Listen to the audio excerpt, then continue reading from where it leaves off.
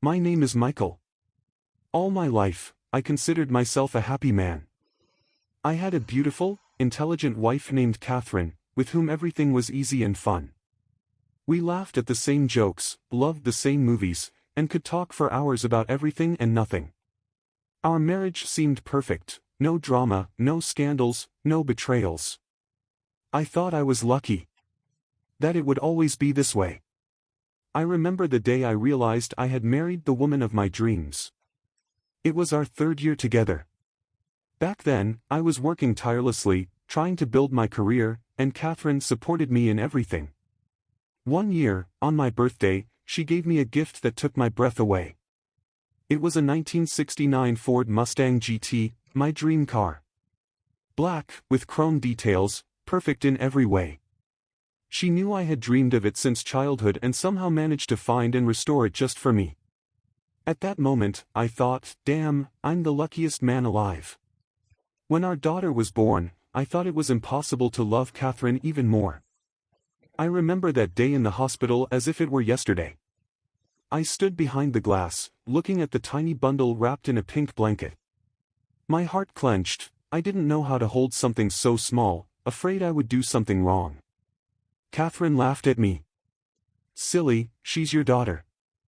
You'll figure it out. And I did. We did. We were a team.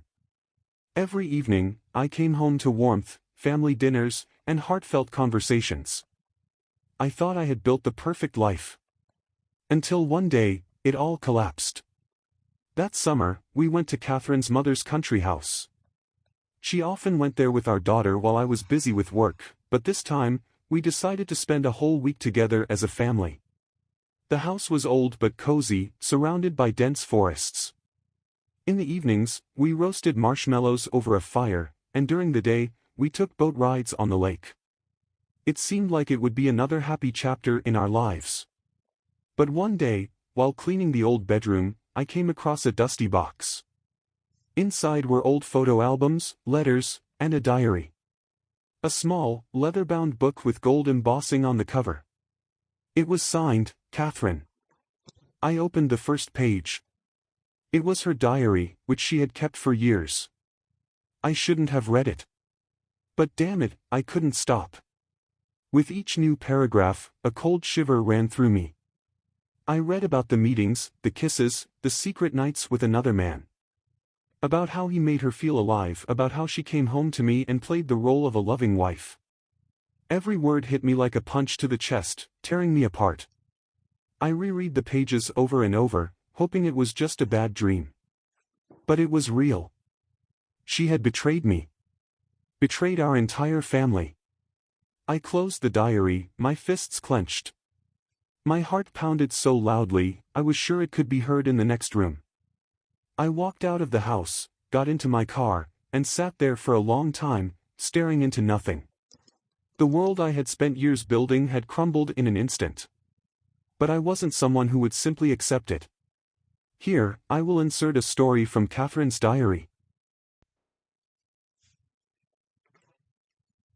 I was 43 years old, and our marriage had lasted for about 7 years.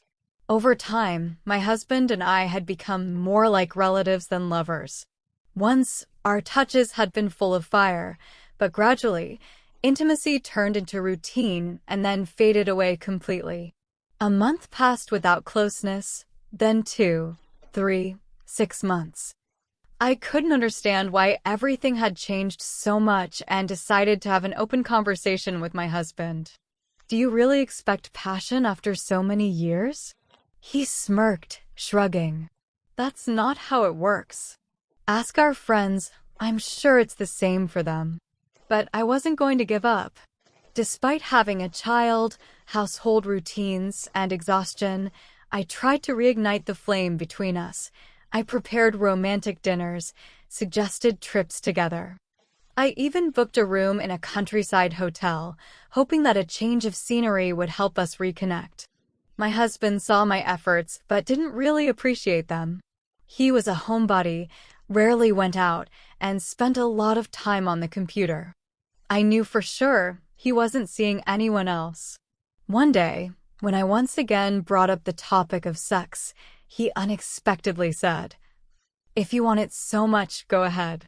But there's one condition: I should never find out about it." At first, his words seemed like a joke. But deep down, I realized he truly meant it. My lover wasn't just a random acquaintance. We worked together at an IT company and had been friends for several years. He always flirted, lightly, playfully, with meaningful glances and teasing remarks. But I never reacted to his jokes, treating them as nothing more than casual banter. Sometimes we stayed late at the office, immersed in projects, but there was never anything personal between us. That evening, our company was celebrating its 35th anniversary. The whole team gathered in a large banquet hall at a hotel restaurant. At first, the management gave formal speeches, congratulating employees on their achievements. Then dinner began, and the atmosphere became more relaxed. I kept going to the bar for cocktails, and he was always there, offering me new drinks, joking cheerfully, keeping the conversation going. Dance music started playing in the hall. It was a night when no one thought about work. People laughed, danced, and enjoyed themselves without restraint.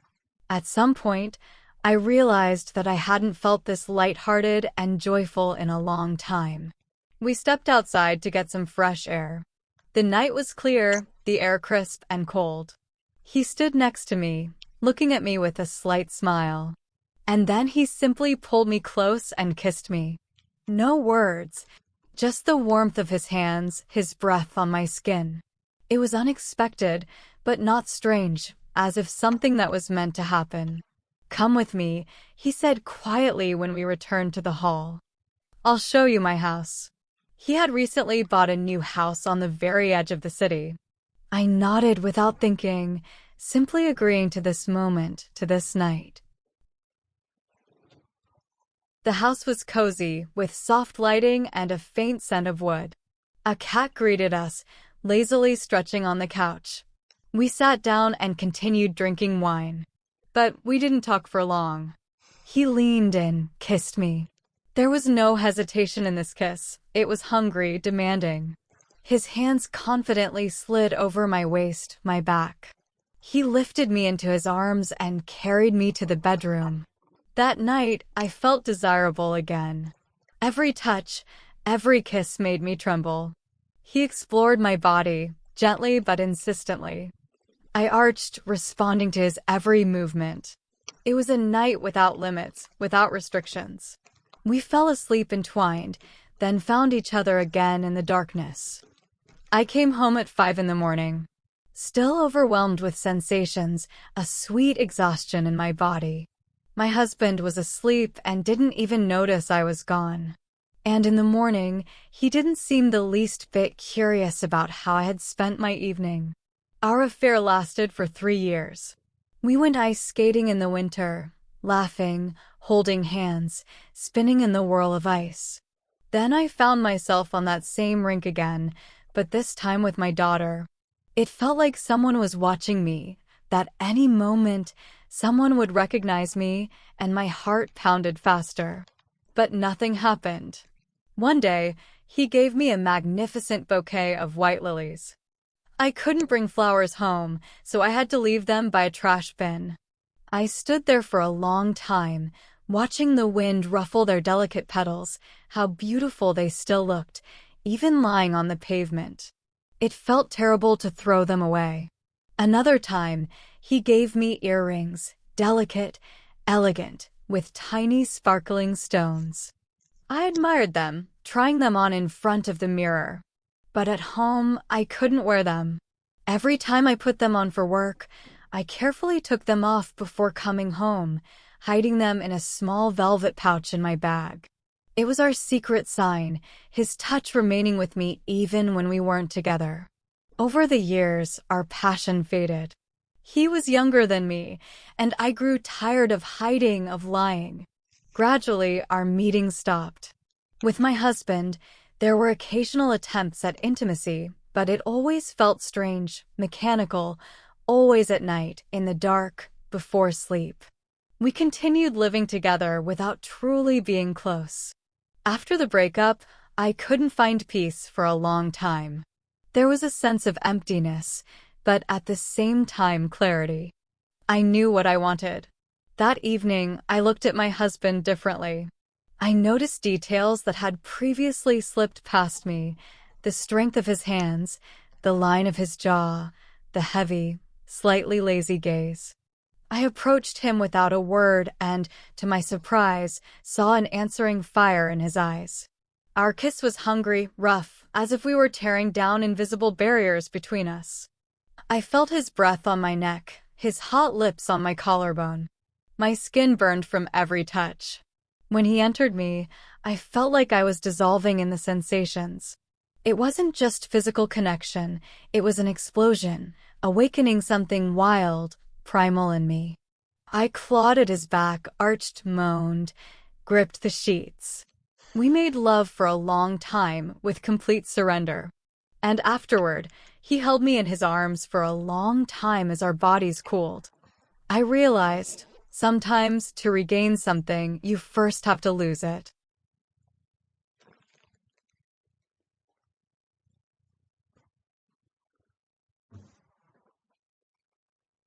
I returned home as if nothing had happened. Played with my daughter, kissed my wife on the forehead, joked by the fire. But in my mind, a plan was already taking shape. I didn't yell, didn't make a scene. I knew, revenge had to be cold-blooded. It all started with me becoming the perfect husband. Romantic dinners, gifts, compliments. I knew she would start to feel safe. And then I began to change her reality. First, her jewelry disappeared, one piece at a time. Then, important documents went missing. I erased her contacts from her phone, leaving only the ones she didn't need. Then it was time for the real blow. One morning, when Catherine woke up, my daughter and I were already gone. I had prepared everything in advance, took our belongings, all the documents, all the money. I filed for sole custody, attaching copies of her diary as proof of her moral instability. Friends and colleagues suddenly began hearing about her infidelity, about how deceitful and corrupt she was. She lost her job, her reputation, her home. But that was only the beginning. I remembered how she had given me a Mustang. Now it was time to take away her beloved car. She adored her white Range Rover Sport. I arranged it so that it ended up in an impound lot, then had it resold through a frontman. When she came to get her car, it simply wasn't there. And then came the final strike. She had always dreamed of a career in a prestigious company. I found out that she had an interview for her dream job. On the day of the interview, she received a call informing her that her application had been rejected.